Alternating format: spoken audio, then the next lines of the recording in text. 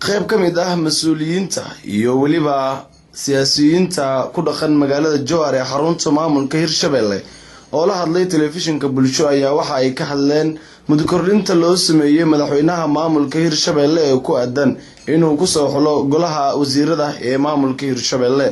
siyaasiyiinta oo aan la dhex qaaday muuqaal baahiyaha Bulsho TV ayaa tilmaamay in waqtiga loo kordhiyay uu yahay mid ay kaga baqayaan in dib u dhac uu yimaado isla markaasina waqti kordhin kale uu madaxweynaha u baahdo.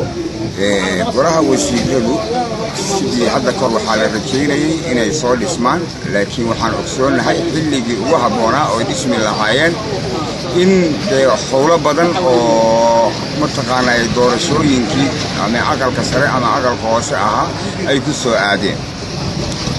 taa awgeed ayaa dib u dhigtay. haddana hadda waxaa timid caqabad kaleeto oo ah in dowladdii dhexataba xoogaa mataqaanaa istijiid badani uu yimid, iyadii waqtigeedii dhammaaday. sababahaas awgeed ayay horta marka koowaad dib ugu dhaceen sida aan qabo golaha wasiiradu.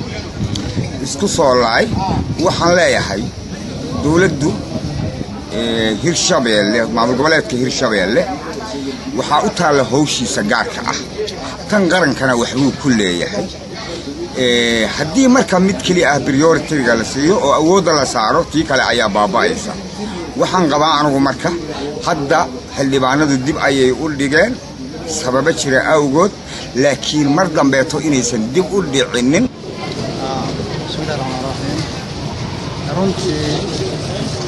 وأرين مهمة للسويديو ويو ويقولي كلا كفور لهاي الشنطة يوجدي تقريبا هاي مركا وإذا في عندها إن يعني عمل لابد دقيقين ويو دقيق دور مرة شو لكن وحن جعل هني إن سلا الله سولسو يعني حوله لكلا كفور فرصعد يعني عن الحلو هذه هنا الوجود قبل يعني قبل شباب الوجود عن Hirshabelle كل شيء روح أول حال يعني فرصات كي حوله يعني أرمي دماي سكول حرام مركب كل شيء روح أركض إن يعني حوله يدبوا دعاء ما دام يعني قولي يدبوا دعاء حوله يفعلنا يعني شغل يفعلنا نسيت اليوم رئيسنا xildhibaan Ismaaciil Cabdi Qaasim waxa uu ka mid yahay mudanayaasha baarlamaanka ee maamulka Hirshabelle.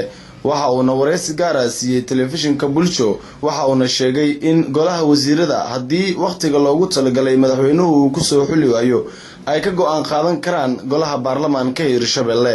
rajawi ayaan ka qabnaa bacdama laba bilood la sii fursad weyn waaye, fursada inuu ku soo xuli karo ayaan rajeynaa hadduu Ilaahay haddii labadaas bilood oo wax ku soo xuli waayo go'aanka waxa qaadan doona Hirshabelle iska oo golaha baarlamaanka Hirshabelle ayaa go'aankaas qaadan doona wixii ay ka dambeeyay.